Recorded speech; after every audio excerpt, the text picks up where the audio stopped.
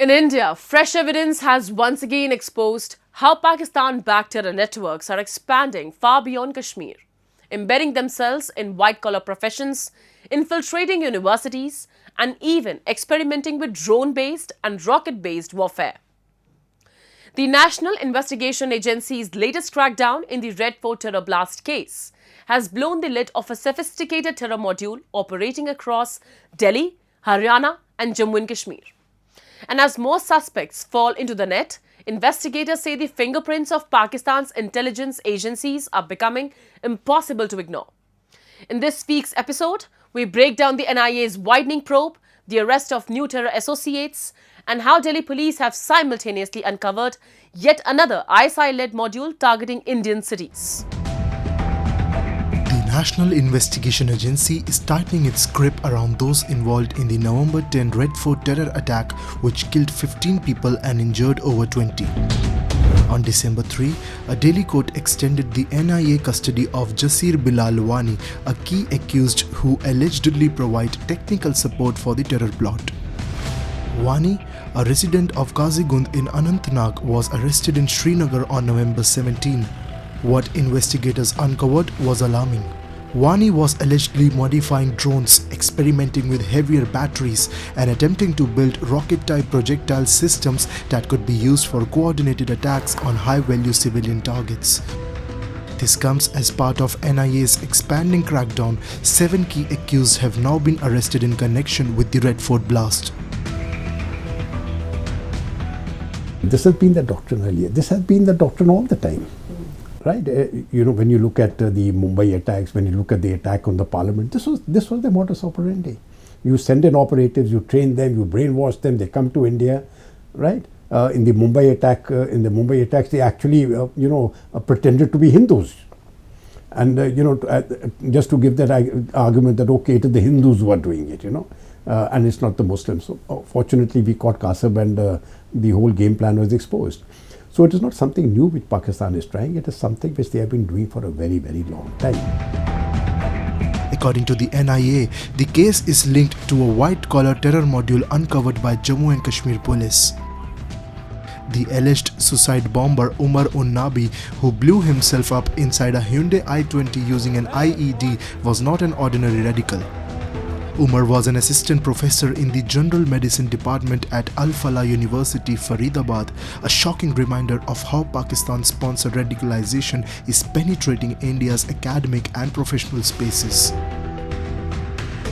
The NIA has seized another vehicle belonging to Umar and examined 73 witnesses, including survivors and injured victims, building what the agency calls an ironclad case of planned cross-border inspired terrorism.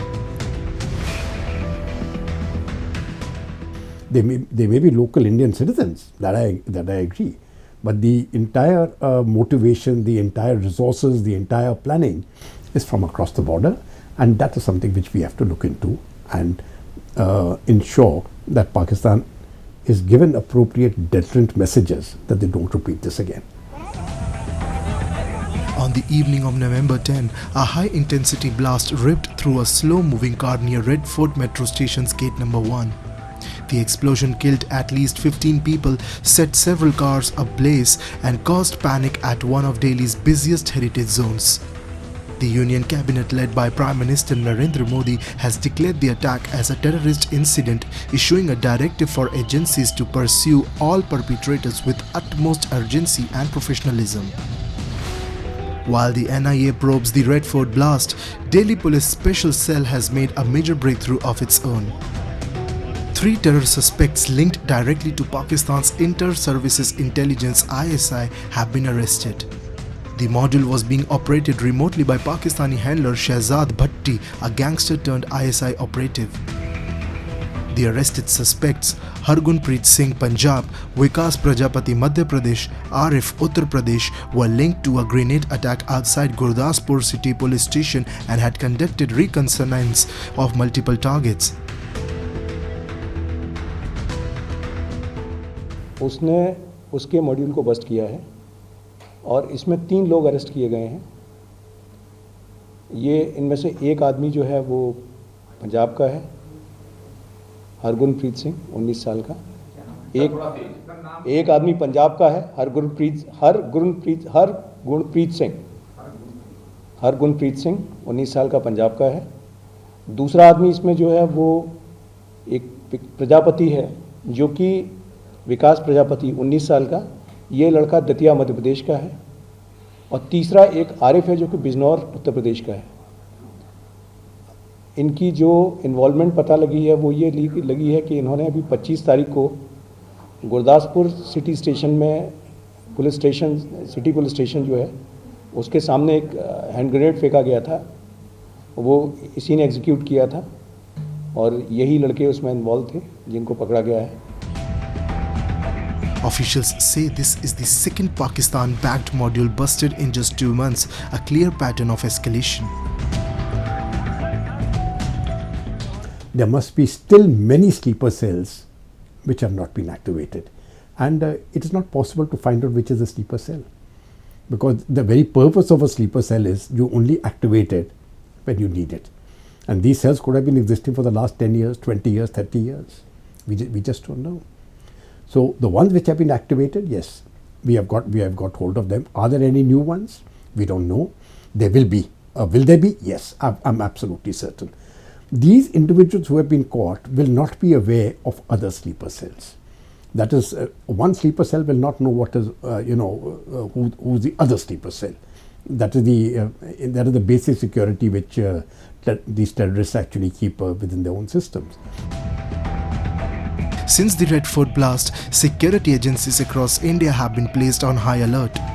Raids have been conducted in Delhi, Haryana, Punjab and Jammu and Kashmir, exposing a terror pipeline that links Pakistan's intelligence networks to local radicalizers and tech-trained operatives. Investigators say Wani's drone and rocket experiments suggest that Pakistan-backed outfits are preparing for next-generation urban attacks, mirroring tactics used by foreign terror groups in the Middle East. With 7 arrests, expanding raids and ISI-linked operatives falling into the net, the Red Fort attack is now seen as part of a larger Pakistan-sponsored terror campaign targeting India's urban centers. For the NIA and Delhi police, the probe is far from over. And for India, this is yet another reminder that Pakistan's war by proxy is evolving, migrating into new professions, new technologies and new geographies.